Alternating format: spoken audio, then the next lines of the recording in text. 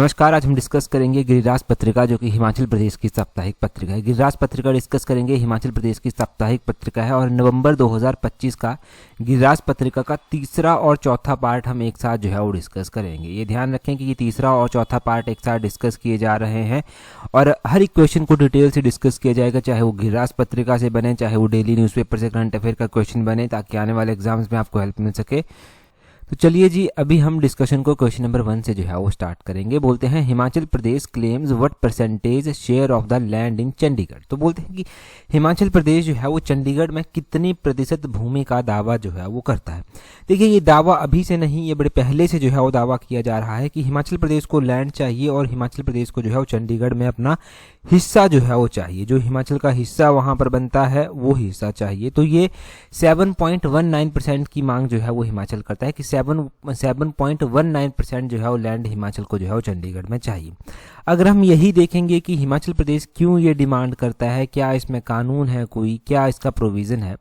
हिमाचल प्रदेश ये जो मांग करता है ना लैंड की, यहाँ पर इसमें जो है वो हिमाचल प्रदेश पंजाब पुनर्गठन अधिनियम 1966 के तहत जो है ये मांग करता है और दूसरा सर्वोच्च न्यायालय यानी कि सुप्रीम कोर्ट के द्वारा भी 2011 में ये निर्णय जो था वो दिया गया था कि हिमाचल को लैंड दी जाए। तो इन चीज़ों का हवाला देते हुए जो है वो हिमाचल प्रदेश अपने हिस्सेदारी की मांग जो है वो यहाँ पर करता है।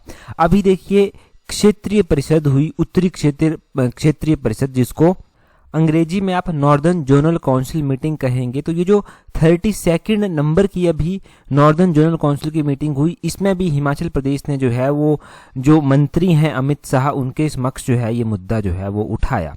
ठीक है जी। इसके अलावा हिमाचल प्रदेश की और भी जो है वो कुछ डिमांड्स हैं, जैसे कि हिमाचल प्रदेश कहता है कि BBMB Bhakra Beas management board, Bhakra Beas management board में भी हिमाचल प्रदेश स्थायी सदस्य नियुक्त करने की मांग जो है वो करता है। हिमाचल प्रदेश जो है वो हिमाचल प्रदेश में केंद्र द्वारा जो परियोजनाएं चलाई जा रही हैं, जल विद्युत परियोजनाएं, उनमें 12% जो मुफ्त बिजली की रॉयल्टी है उसको जो है वो लेने की मांग जो है वो करता है कि वो हिमाचल को दी जाए। हिमाचल प्रदेश जो है वो जो मुफ्त रॉयल्टी है, इसमें जो मुफ्त की रॉयल्टी दी जाती है, एक तो हो गया 12% फ्री पावर रॉयल्टी चाहिए और एक 50% भी जो है वो रॉयल्टी की मांग जो है वो हिमाचल प्रदेश यहाँ पर जो है वो करता है। और रेणुका बांध परियोजना की भी यहाँ पर बात की गई। रेणुका बांध परियोजना में देखिए हिमाचल प्रदेश और उत्तराखंड को 50% विद्युत प्रदान की जाए, ये भी जो है वो यहाँ पर मांग की गई। तो रेणुका परियोजना भी जो है वो यहाँ पर चर्चा में आई। हाँ, रेणुका परियोजना जो है वो कितने मेगावाट की है, एक ये क्वेश्चन जो है वो बनता है कि रेणुका प्रोजेक्ट जो है, रेणुका परियोजना जो है वो कितने मेगावाट की परियोजना है। तो ये 40 मेगावाट की परियोजना है। तो इतनी सब मांग हिमाचल के द्वारा की जाती है और ये क्वेश्चंस आपने ध्यान रखने हैं। अगले क्वेश्चन में बोलते हैं according to Himachal Pradesh public examination prevention of unfair means act 2025 individuals involved in cheating और facilitating cheating in recruitment exams may face imprisonment for how many years. तो बोलते हैं कि हिमाचल प्रदेश लोक परीक्षा जो अनुचित असाधनों की रोकथाम अधिनियम 2025 है, इसके अनुसार भर्ती परीक्षाओं में धोखाधड़ी या धोखाधड़ी की सुविधा में शामिल व्यक्तियों को कितने वर्षों के कारावास की जो है वो वकालत करता है या फिर कितने वर्षों का कारावास जो है वो देने की मांग जो है वो करता है। तो देखिए, ये जो हिमाचल प्रदेश लोक परीक्षा अनुचित साधनों की रोकथाम अधिनियम 2025 है, इसको अभी गवर्नर के द्वारा जो है वो मंजूरी दी गई है और इसके अकॉर्डिंग जो है वो जो भी एस्पिरेंट्स, जो भी या कोई भी इंडिविजुअल, कोई भी व्यक्ति ऐसा है जो एग्जाम से रिलेटेड चीटिंग या चीटिंग से जुड़ी हुई चीज़ों में जो है वो शामिल पाया जाता है, उसको 5 से 10 साल की सज़ा जो है वो सुनाई जा सकती है। ऑप्शन सी इसका सही आंसर है। थोड़ा डिटेल से जो है वो पढ़ेंगे। ये जो लोक परीक्षा अनुचित साधन 2025 है, इसको लोक परीक्षा अनुचित साधन 2025 एक्ट बोला गया। इसमें जो है वो अभी इसको इम्प्लीमेंट हिमाचल प्रदेश में किया गया है। ये एक्ट जो है वो हिमाचल प्रदेश के गवर्नर राज्य जो शिव प्रताप शुक्ला हैं, उनके द्वारा मंजूरी के बाद जो है वो अस्तित्व में जो है वो आया। इसके अकॉर्डिंग देखिए, जो भी इंडिविजुअल पेपर से लीक जुड़े मामलों में आरोपी पाए जाते हैं उनको 5 से 10 सालों की सजा हो सकती है और अप टू 1 करोड़ रुपये यानी कि 1 करोड़ रुपए तक का जुर्माना जो है वो यहाँ पर लगाया जा सकता है। दूसरा अपने ध्यान रखना है यहाँ पर कि इसको गवर्नर के द्वारा कब जो है वो मंजूरी दी गई, कब अप्रूवल मिला, तो नवंबर 29 2025 को गवर्नर के द्वारा इसको अप्रूवल मिला। ये डेट भी इंपॉर्टेंट है, ये डेट भी आपसे पूछी जा सकती है। अब इसमें जो इन्वेस्टिगेशन होगी, इसमें जो इन्वेस्टिगेशन करेंगे वो डिप्टी सुप्रीटेंडेंट ऑफ पुलिस, इनके डीएसपी रैंक के ऑफिसर जो है वो इसमें इंक्वायरी करेंगे। ये भी एक कंडीशन रखी गई है, ठीक है। ये जो लॉ अप्लाई होगा ये Himachal Pradesh public service commission, Himachal Pradesh राज्य चयन आयोग हमीरपुर जैसे बोर्डों पर जो है वो लागू होगा। अगला क्वेश्चन देखिए क्या बोलते हैं अगले क्वेश्चन में बोलते हैं recently who has appointed as new president of Himachal Congress. तो देखिए बोलते हैं हिमाचल कांग्रेस के जो नए प्रेसिडेंट बनाए गए हैं वो कौन बनाए गए हैं। अभी देखो जब भी हिमाचल में दो ही मुख्य रूप से पार्टियां हैं वैसे तो, कांग्रेस पार्टी और बीजेपी। तो देखिए कांग्रेस के जो नए जो प्रेसिडेंट बनाए गए हैं वो कौन बनाए गए हैं। कांग्रेस के जो नए प्रेसिडेंट बनाए गए हैं वो विनय कुमार बनाए गए हैं। ऑप्शन बी जो है वो सही आंसर इसका हो जाएगा। विनय कुमार का जो नाम है वो कुछ और मायनों से भी जो है वो इम्पोर्टेंट रहता है। क्यों इम्पोर्टेंट रहता है ये विनय कुमार का नाम, क्योंकि विनय कुमार जो है वो इससे पहले डेप्यूटी स्पीकर थे। ये डेप्यूटी स्पीकर थे हिमाचल प्रदेश विधानसभा के। तो यहाँ से इनको रिजाइन करना पड़ेगा क्योंकि अब ये पार्टी विशेष के जो है वो प्रेसिडेंट बनाए गए। ये जो विनय कुमार है ये एमएलए भी हैं। तो एमएलए ये कौन सी कॉन्स्टिट्यूएंसी से आते हैं, तो डिस्ट्रिक्ट सिरमौर की रेणुका जी जो असेंबली कॉन्स्टिट्यूएंसी आती है वहाँ से जो है ये जो है वो एमएलए हैं। और स्पीकर तो हैं ही, डेप्यूटी स्पीकर तो ये हैं ही हैं, ये भी आपने ध्यान रखना है, ठीक है जी। तो इतना इनके बारे में पता चल गया। इससे पहले बीजेपी के जब स्टेट के प्रेसिडेंट बनाए गए थे तो वो भी हमने पढ़ा था कि बीजेपी स्टेट के प्रेसिडेंट जो है वो कौन बनाए गए थे। वो जो है वो बिंदल को बनाया गया था, जिनका पूरा नाम जो है वो राजीव बिंदल जो है वो है। राजीव बिंदल जो है वो बीजेपी के प्रेसिडेंट जो है वो बने हैं। तो इतना सब जानने के बाद अगले क्वेश्चन की ओर बढ़ते हैं। क्या बोलते हैं यहाँ पर when was Wazir Ram Singh of Nurpur princely state captured by British and banished. तो बोलते हैं कि नूरपुर रियासत के वजीर थे राम सिंह, इनको अंग्रेजों के द्वारा कब पकड़ा गया और इनको पकड़ने के बाद कब जो है वो निर्वासित कर दिया गया। तो ये जो है वो अंग्रेजों के द्वारा जो है वो पकड़े गए थे। अंग्रेजों के द्वारा ये 1849 में जो था वो पकड़े गए थे। कब, 1849 में ये अंग्रेजों के द्वारा पकड़े गए थे। इसका ऑप्शन डी जो है वो सही आंसर हो जाएगा। ये क्यों चर्चा में अभी आए वो जानते हैं। ये जो वजीर राम सिंह पठानिया हैं इनको स्वतंत्रता सेनानी का दर्जा दिया जाए, इसके लिए जो है वो सदन में जो है वो एकजुटता के साथ आवाज़ उठाई गई। एकजुटता का मतलब है कि बीजेपी और कांग्रेस दोनों पार्टियों ने जितने भी सदस्य हैं उन दोनों ने जो है मिलकर ये आवाज़ उठाई कि इनको स्वतंत्रता सेनानी का दर्जा जो है वो दिया जाए, ठीक है जी। अब हम वजीर राम सिंह पठानिया के बारे में जो है वो जानते हैं। वजीर राम सिंह पठानिया जो है वो 1824 में जो है वो श्याम सिंह जो है वो नूरपुर के राजा वीर सिंह के वजीर हुआ करते थे, उनके घर जो था ये पैदा हुए थे। अब काफ़ी छोटी उम्र के ये थे जब इन्होंने जो है वो आवाज़ उठाई थी अंग्रेजों के खिलाफ। 1846 की बात है कि लॉर्ड डलहौजी की जो डॉक्ट्रिन ऑफ लैप्स है उसके तहत नूरपुर को भी जो है वो अपने अधीन लाया गया। और अब नूरपुर को यहाँ पर लाया गया अपने अधीन जब इस डॉक्ट्रिन ऑफ लैप्स के, तो वजीर राम सिंह पठानिया जो हैं वो कुछ अन्य रियासतें जैसे कि राजा ऑफ कांगड़ा और राजा ऑफ जसवा के साथ मिलकर एक फोर्स बनाते हैं और अंग्रेजों के खिलाफ, ब्रिटिश एम्पायर के खिलाफ जो है वो आवाज़ जो है वो उठाते हैं। अब देखो अंग्रेजों के खिलाफ जब ये आवाज़ उठाते हैं तो इनकी आवाज़ में बड़ा दम था, इनकी टेक्निक्स बहुत अच्छी थी, जोश था। तो अंग्रेजों को इन्होंने लगभग जो है वो धूल चटा ही दी थी, परंतु अंग्रेज इनको धोखे से पकड़ लेते हैं। इनका एक दोस्त इनको धोखा दे देता है और जिस धोखे से जो है ये पकड़े जाते हैं और इनको जो है वो क्या किया जाता है, इनको जेल की सज़ा दे दी जाती है। इनको जो है वो काला पानी भेज दिया जाता है और काफ़ी ज़्यादा इनको टॉर्चर भी किया जाता है, फिर रंगून भी भेजा जाता है और इनका देहांत हो जाता है 1849 में। 1849 में जब ये इनका देहांत होता है, जब ये वीरगति को प्राप्त होते हैं, तो ये सिर्फ और सिर्फ 25 ईयर्स के जो था वो उस टाइम थे। कितने, 24 ईयर्स के उस टाइम ये थे लगभग। परंतु उस टाइम इन्होंने लिमिटेड रिसोर्सेज में भी अंग्रेजों का जो है वो बड़ी वीरता के साथ जो है वो सामना किया था। नेक्स्ट क्वेश्चन देखेंगे हमारे पास। नेक्स्ट क्वेश्चन में जो है वो क्या पूछा गया है। अगले क्वेश्चन में बोलते हैं recently Himachal Pradesh university and dash signed a memorandum of understanding to boost joint research. तो बोलते हैं कि अभी हाल ही में हिमाचल प्रदेश विश्वविद्यालय और डैश यानी कि किसके द्वारा जो है वो संयुक्त अनुसंधान को बढ़ावा देने के लिए एक समझौता ज्ञापन पर हस्ताक्षर किए गए हैं। देखिए अभी हाल ही में हिमाचल प्रदेश यूनिवर्सिटी और हिमाचल प्रदेश यूनिवर्सिटी के साथ इंडियन आर्मी के द्वारा, ये ध्यान रखना है, इंडियन आर्मी के द्वारा जो है वो MOU साइन जो है वो किया गया है। ऑप्शन ए इसका सही आंसर हो जाएगा। यहाँ पर देखिए हिमाचल प्रदेश यूनिवर्सिटी और इंडियन आर्मी ने ये MOU जो है वो नवंबर 2025 में जो है वो साइन किया है। इसका मुख्य उद्देश्य है रिसर्च को बढ़ावा देना और भी कुछ एरियाज़ के ऊपर ये फोकस करेगा। इंडो तिब्बत की हिस्ट्री के ऊपर ये फोकस करेगा, ड्रोन रिसर्च के ऊपर जो है वो फोकस किया जाएगा, साइबर सिक्योरिटी के ऊपर फोकस किया जाएगा और ग्रीन एनर्जी के ऊपर फोकस किया जाएगा, बॉर्डर डेवलपमेंट के ऊपर फोकस किया जाएगा, स्ट्रेटेजिक कम्युनिकेशन के बीच फोकस किया जाएगा, एनेबलिंग फैकल्टी और स्टूडेंट एक्सचेंज और ट्रेनिंग फॉर आर्मी पर्सनल, इसके ऊपर फोकस किया जाएगा। इन दोनों के बीच में म्यूचुअल बेनिफिट को बढ़ावा दिया जाए, उसको जो है वो फोस्टर किया जाए, बढ़ावा दिया जाए, उसके ऊपर जो है वो फोकस किया जाएगा। तो ध्यान रखना है कि हिमाचल प्रदेश यूनिवर्सिटी के द्वारा जो है वो किसके साथ MOU साइन जो है वो किया गया है। ठीक है, Himachal Pradesh university MOU sign कर लेती है। कौन था हिमाचल प्रदेश यूनिवर्सिटी की ओर से और कौन था इंडियन आर्मी की ओर से, वो भी पता होना चाहिए आपको। तो हिमाचल प्रदेश यूनिवर्सिटी की ओर से हिमाचल प्रदेश यूनिवर्सिटी के जो वाइस चांसलर हैं महावीर सिंह, वो थे प्रोफेसर महावीर सिंह, और इंडियन आर्मी की ओर से जो है वो ब्रिगेडियर अनुराग पांडे थे, जिनकी ओर से जो है ये MOU जो है वो साइन किया गया। तो ये सब आपने यहाँ से नोट करना है, इंपॉर्टेंट है सारा का सारा। अगला क्वेश्चन हम देखेंगे, परंतु अगला क्वेश्चन हम डिस्कस करें उससे पहले अगर आप तैयारी कर रहे हैं अपकमिंग HPRC के TGT एग्ज़ाम के लिए, JBT एग्ज़ाम के लिए, और पटवारी का एग्ज़ाम भी अभी आ रहा है और भी बाकी एग्ज़ाम आएंगे HPRC के, तो आप हमारी कॉम्प्रिहेंसिव टेस्ट सीरीज को ज्वाइन कर सकते हैं, जिसका लिंक नीचे डिस्क्रिप्शन बॉक्स कमेंट बॉक्स में जो है वो दिया गया है। देखिए अगर आप इन एग्ज़ाम्स के लिए तैयारी कर रहे हैं और चाहते हैं कि आप जो है वो अच्छे से कमांड बना सकें, आप चाहते हैं कि आप जो है वो टेक्निकली काम कर सकें, टेक्निकली काम करने का मतलब ये है कि आप स्मार्टली जो है वो काम कर सकें और मेरिट में एक प्रॉपर रैंक तो ला ही सकें, परंतु अपनी सिलेक्शन भी उसके साथ साथ इंश्योर कर सकें, तो आप इस टेस्ट सीरीज को ज्वाइन कर सकते हैं, जिसका लिंक नीचे डिस्क्रिप्शन बॉक्स कमेंट बॉक्स में जो है वो दिया गया है।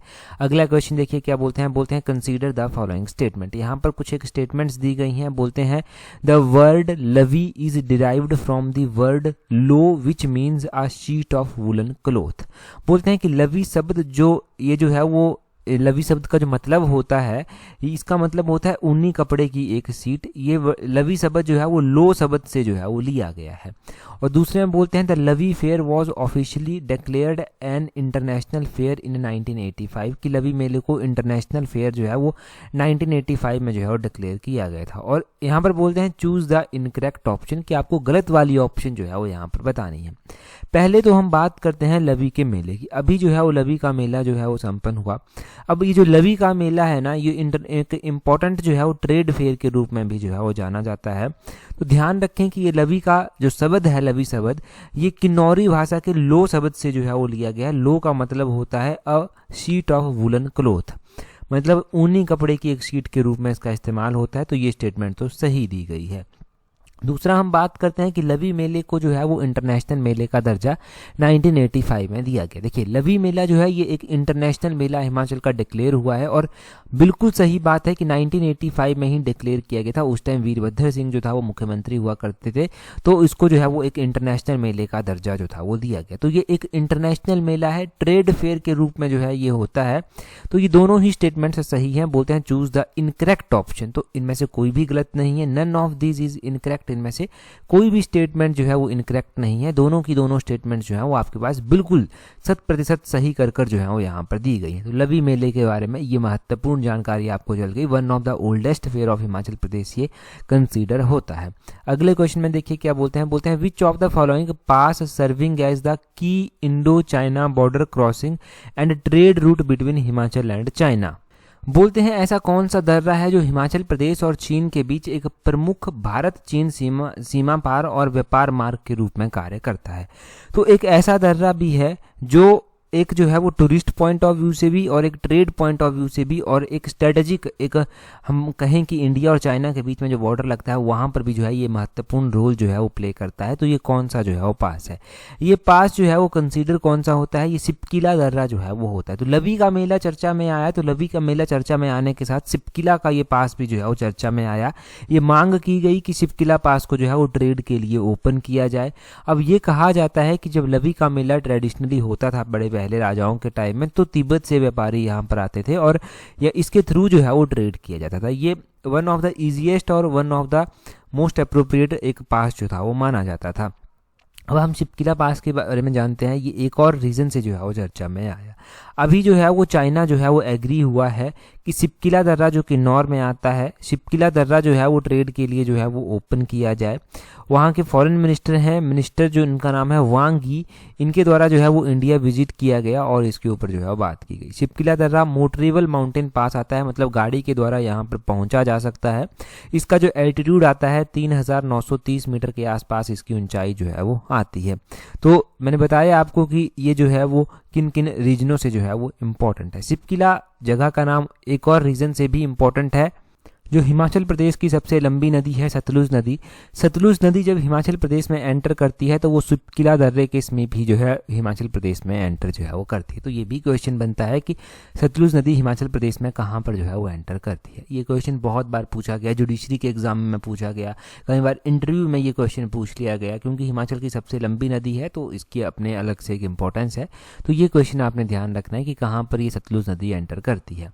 अगला क्वेश्चन देखिए क्या बोलते हैं which of the following valley also known as Wangpo in the local Kinnauri dialect. तो बोलते हैं कि कौन सी घाटी ऐसी है जिसको लोकल किन्नौरी भाषा में जो है वांगपो के नाम से भी जो है वो जाना जाता है। अब देखिए वांगपो के नाम से जो है वो कौन सी वैली जो है वो जानी जाती है। वांगपो के नाम से जो है भाभा वैली को जो है वो जाना जाता है। ऑप्शन बी जो है वो सही आंसर हो जाएगा। क्यों ये भाभा वैली जो है वो चर्चा में आई, अब वो जान लेते हैं। क्यों भाभा वैली चर्चा में आने के पीछे का रीज़न जो है वो क्या है। अब देखिए भाभा वैली इसलिए चर्चा में आई क्योंकि भाभा वैली में जो है वो 7 करोड़ रुपए के अलग अलग शिलान्यास किए गए और यही एक इम्पॉर्टेंट रीज़न है कि ये जो है वो जो वांगपो है इनके बसपा वैली जो है ना भाभा वैली जो है ना वो चर्चा में आई। मैंने बसपा वैली बोला ना, तो पेपर में भी ऐसी कई बार गलती हो जाती है कि आपको टिक भाभा करना होगा, टिक आप बसपा कर देंगे, ठीक है। तो ये होता है due to lack of practice. तो यहाँ पर मैं एक और बात बताता हूँ कि टेस्ट सीरीज अगर प्रैक्टिस करेंगे तो वहाँ से काफ़ी इंप्रूवमेंट आपको खुद के अंदर देखने को मिलेगी। सिली मिस्टेक्स को एटलीस्ट आप इंप्रूव कर पाएंगे। दुख नहीं होगा पेपर में आने के बाद कि यार ये आता था गलत हो गया। अब देखिए हम बात यहाँ पर बसपा वैली की भी कर लेते हैं। बसपा वैली जो सांगला वैली है उसको बसपा वैली के नाम से भी जो है वो जाना जाता है। ये जो है वो किन्नौर में ही सांगला बसपा वैली आती है। भाभा वैली भी किन्नौर में ही जो है वो आती है। एक रिब्बा भी यहाँ पर आता है। रिब्बा को जो है वो वैली ऑफ ग्रेप्स भी जो है वो बोला जाता है। अंगूरों की घाटी भी जो है वो बोला जाता है। तो ये सब आप जो है वो यहाँ पर वैलीज़ के बारे में ध्यान रखना।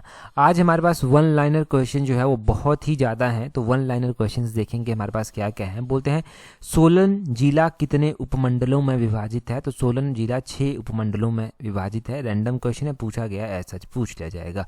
चंबा में स्थित लामा झील कितनी झीलों का समूह है। चंबा में स्थित है लामा झील और ये लामा झील जो है वो कितनी झीलों का समूह है। ये 7 झीलों का जो है वो समूह है। ये ध्यान रखना है आपने कि लामा झील जो है वो 7 झीलों का जो है वो समूह है। अब ये 7 झीलों का समूह है। एक और बात हम यहाँ पर जो है वो जानते हैं, ये जो लामा झील है इसको लामा डल झील के नाम से जो है वो जाना जाता है। और ये जो लामा डल झील जो है वो आती है, इसके बारे में ध्यान रखना है कि ये कितने एल्टीट्यूड पर जो है वो स्थित है। तो ये 4000 मीटर की ऊंचाई पर जो है वो स्थित है। कितने 4000 मीटर की ऊंचाई पर ये लामा डल झील स्थित है। अच्छा, एक क्वेश्चन मैं आपसे पूछ लेता हूँ कि महाकाली झील जो है वो कहाँ आती है। कौन से जिले में ये महाकाली लेक जो है वो आती है, जल्दी से कमेंट कर बता दीजिए। अगला क्वेश्चन देखिए, बोलते हैं प्राचीन ग्रंथों में मेनाक के नाम से किस पर्वत को जाना जाता है। तो मेनाक शिवालिक पर्वत को जो है वो कहा जाता है। मौलाक की बात की जाए तो मौलाक पर्वत के नाम से जो है वो धौलाधार रेंज को जो है वो जाना जाता है। अगले क्वेश्चन में बोलते हैं हल्दा उत्सव प्रदेश के किस जिले में मनाया जाता है। तो ये हल्दा उत्सव जो है वो हिमाचल प्रदेश के लाहौल स्पीति जिले में जो है वो मुख्य रूप से मनाया जाता है। अगले क्वेश्चन में बोलते हैं तत्कालीन पटियाला रियासत की ग्रीष्मकालीन राजधानी कहाँ थी। तो पटियाला रियासत की अगर हम ग्रीष्मकालीन समर कैपिटल की बात करते हैं तो वो चायल में जो था वो स्थित थी। चायल का हम पढ़ते हैं कि वहाँ पर हाईएस्ट क्रिकेट जो ग्राउंड है वो भी जो है वो स्थित है। तो हाईएस्ट क्रिकेट ग्राउंड भी चायल में है। महाराजा पटियाला की कैपिटल भी जो था ये किसी टाइम हुआ करती थी। और चाइल्ड वाइल्ड लाइफ सेंचुरी भी आती है। चाइल्ड वाइल्ड लाइफ सेंचुरी जो है वो सोलन में जो है वो आती है। सोलन में ही जो है वो हिमाचल प्रदेश की सबसे छोटी वाइल्ड लाइफ सेंचुरी भी आती है जिसका नाम सिल्ली वाइल्ड लाइफ सेंचुरी जो है वो है। आगे बोलते हैं खिलाफत दिवस कब मनाया जाता है। तो खिलाफत दिवस हर साल 17 अक्टूबर को मनाया जाता है। तो खिलाफत दिवस जो है वो कब मनाया गया था? ये 17 अक्टूबर 1919 को जो था वो मनाया गया था। ये इसके ऊपर क्वेश्चन बनता है। आगे बोलते हैं विदेशों में तैनात राजदूत और उच्चायुक्त किसका प्रतिनिधित्व करते हैं? तो वो भारत सरकार का और राष्ट्रपति का प्रतिनिधित्व जो है वो करते हैं। जो विदेशों में तैनात होते हैं राजदूत या उच्चायुक्त, जो आयुक्त होते हैं यहाँ पर होते हैं, वो जो है वो राष्ट्रपति या सरकार का जो है वो प्रतिनिधित्व करते हैं। आगे बोलते हैं भारत के स्थलाकृतिक मानचित्र कौन सा संगठन बनाता है? तो भारत के स्थलाकृतिक मानचित्र जो है वो सर्वे ऑफ इंडिया के द्वारा जो है ये बनाया जाता है। कोशिका का ऊर्जा भंडार किसको कहते हैं? पावर हाउस किसको बोला जाता है? तो पावर हाउस जो है वो माइटोकॉन्ड्रिया को जो है वो बोला जाता है। ये बेसिक एक साइंस का क्वेश्चन है जो मैक्सिमम एग्जाम्स में आपको रिपीट होकर देखने को मिलेगा ही मिलेगा। आगे बोलते हैं खाद्य एवं कृषि संगठन का मुख्यालय कहाँ पर है? तो फूड एंड एग्रीकल्चर ऑर्गेनाइजेशन का जो है वो जो हेडक्वार्टर है वो कहाँ पर है? वो रोम इटली में जो है वो स्थित है। अच्छा, फूड एंड एग्रीकल्चर ऑर्गेनाइजेशन की हम बात करते हैं FAO की, तो इसकी स्थापना जो था वो कौन से ईयर में जो था वो की गई थी? इसकी स्थापना जो था वो 16 अक्टूबर को की गई थी। 1945 में इसकी स्थापना की गई थी। आगे बोलते हैं फ्लेमिंगो शहर कहाँ स्थित है? तो ये जो है वो कच्छ रण में जो है वो स्थित है। गुजरात स्टेट जो है वो आता है। गुजरात स्टेट कच्छ रण में जो है ये स्थित है। आगे बोलते हैं अंटार्कटिका के एकमात्र सक्रिय ज्वालामुखी का क्या नाम है? तो माउंट एरेबस जो है वो इसका नाम है, जो अंटार्कटिका का एकमात्र सक्रिय ज्वालामुखी जो है वो है। आगे बोलते हैं राष्ट्रीय शिक्षा दिवस किसकी जयंती पर मनाया जाता है? तो राष्ट्रीय शिक्षा दिवस जो है वो मौलाना अबुल कलाम आज़ाद की जयंती पर जो है वो मनाया जाता है। और नेशनल एजुकेशन डे की यहाँ पर बात की जा रही है। तो नेशनल एजुकेशन डे मनाया कब जाता है? ये हर साल 11 नवंबर को जो है वो मनाया जाता है। नवंबर महीने में 11 नवंबर को ये नेशनल एजुकेशन डे मनाते हैं। आगे बोलते हैं ओरल डिहाइड्रेशन सॉल्यूशन का आविष्कार किसके द्वारा किया गया था? तो इसका आविष्कार जो है वो डॉक्टर दिलीप मोहल्लोविस के द्वारा जो था वो इसका जो है आविष्कार किया गया था। ये ध्यान रखें। महिला क्रिकेट विश्व कप प्रथम बार कब आयोजित जो था वो किया गया था? 1973 में महिला क्रिकेट विश्व कप सबसे पहली बार आयोजित किया गया था। अगले क्वेश्चन में बोलते हैं कांगड़ा कलम के उद्भव और विकास में सर्वाधिक योगदान किस शैली का है? तो कांगड़ा जो कलम है जिसका उद्भव हुआ, विकास हुआ, उसमें गुलेर शैली का जन्म जो है वो देखने को मिलता है। गुलेर चित्रकला का जो है वो इसमें प्रभाव देखने को मिलता है। जुब्बल के किस दरबारी कवि ने ललित काव्यम लिखा? तो जुब्बल के किस दरबारी ने लिखा था ये ललित काव्यम? ये कन्हैया लाल शर्मा के द्वारा जो था वो लिखा गया था। आगे बोलते हैं वर्ष 1948 में सुकेत सत्याग्रह का नेतृत्व किसने किया था? तो वर्ष 1948 में सुकेत सत्याग्रह हुआ था। पंडित पद्मदेव जी के द्वारा इसका नेतृत्व किया गया था। कई बार सिंपल क्वेश्चन बनता है कि ये जो सुकेत सत्याग्रह हुआ था ये कौन से ईयर में जो था वो हुआ था? तो ये 1948 में हुआ था। महमूद गौरी के आक्रमण के समय चंबा का शासक जो था वो कौन था? तो चंबा रियासत का शासक उस टाइम जो है वो विजय वर्मन जो था वो हुआ करता था। विजय वर्मन उस टाइम चंबा रियासत के शासक थे। अच्छा, मुझे आप कमेंट कर बताइए कि चंबा शहर की स्थापना किसके द्वारा की गई थी। आगे बोलते हैं कुल्लू रियासत का सबसे शक्तिशाली राजा कौन था? तो जगत सिंह कुल्लू रियासत का सबसे शक्तिशाली राजा था, जिसने भगवान रघुनाथ की मूर्ति जो है वो अयोध्या से मंगवाई थी। दामोदर दास लेकर आया था, कुल्लू का दशहरा स्टार्ट करवाया था, वही ये जगत सिंह है। अगले क्वेश्चन में बोलते हैं नई दिल्ली में आयोजित इंडिया ओपन बैडमिंटन 2025 में पुरुष एकल खिताब किसने जीता? तो ये विक्टर एक्सेलेसन ने जो था वो जीता। नई दिल्ली में जो आयोजित हुआ अभी इंडिया ओपन बैडमिंटन 2025, ये किसके द्वारा जीता गया? विक्टर एक्सेलेसन के द्वारा जो है जीता गया। कंप्यूटर माउस का आविष्कार जो था वो किसने किया था? कंप्यूटर माउस की बात हो रही है तो इसका आविष्कार डगलस एंजेलबर्ट के द्वारा जो था वो किया गया था। डगलस एंजेलबर्ट का नाम आपने ध्यान रखना है। कंप्यूटर का बेसिक क्वेश्चन। आईक्यू की जो अवधारणा है वो किसके द्वारा दी गई थी? तो ये विलियम स्टर्न के द्वारा जो था वो दी गई थी। विलियम स्टर्न ने लगभग 1912 के करीब आईक्यू की जो है ये बेसिक जो है वो अवधारणा दी थी। और आईक्यू कैसे मेजर होता है? आईक्यू MA/CA मल्टीप्लाई 100 कर जो है वो मेजर होता है। MA का मतलब है मेंटल एज, CA का मतलब है क्रोनोलॉजिकल एज और मल्टीप्लाई बाय 100। आगे बोलते हैं भारतीय संसद के दोनों सदनों की स्थापना कब हुई थी? तो वर्ष 1952 में हुई थी भारतीय संसद के दोनों सदनों की स्थापना। भारतीय कृषि अनुसंधान परिषद की स्थापना कब हुई थी? तो भारतीय कृषि अनुसंधान परिषद की स्थापना 16 जुलाई 1929 को जो था वो हुई थी। 16 जुलाई 1929 को भारतीय कृषि अनुसंधान परिषद की स्थापना हुई। किस प्रकार की विषाक्तता को प्लम्बिसम भी कहा जाता है? तो सीसा विषामकता जो होती है उसको जो है वो प्लम विषम भी कहा जाता है। अगर मैं सिंपल शब्दों में आपको समझाऊं तो मेडिकल टर्म है एक। अगर पॉइजनिंग देखी जाए तो एक प्लम विष पॉइजनिंग होती है, वो किसको बोलते हैं, वो लेड पॉइजनिंग को जो है वो बोला जाता है। लेड पॉइजनिंग को जो है वो प्लम विषम भी जो है वो बोला जाता है।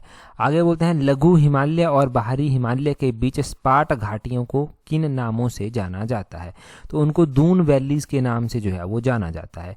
कोरिंगा घराना वन कहाँ है, ये आंध्र प्रदेश में है। और कोलकाता में धर्मसभा की स्थापना किसने की थी, राधाकांत देव ने की थी। प्रयाग प्रशस्ति के लेखक कौन है, तो इसके लेखक हरिसेन हैं, हरिसेन का नाम ध्यान रखें।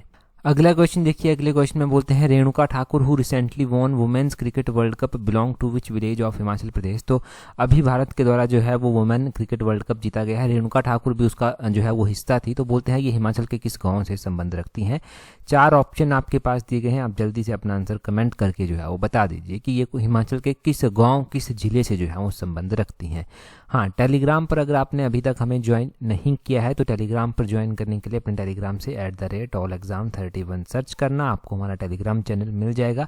टेलीग्राम पर आपको इन गिरिराज पत्रिका की PDF भी मिल जाएगी मंथली कंपाइल की हुई, और टेलीग्राम पर ही जो है वो आपको एग्ज़ाम रिलेटेड हर एक इम्पॉर्टेंट अपडेट भी मिल जाएगी। आज की इस वीडियो में इतना ही है। That's all for today. Thank you very much for watching and listening it very patiently.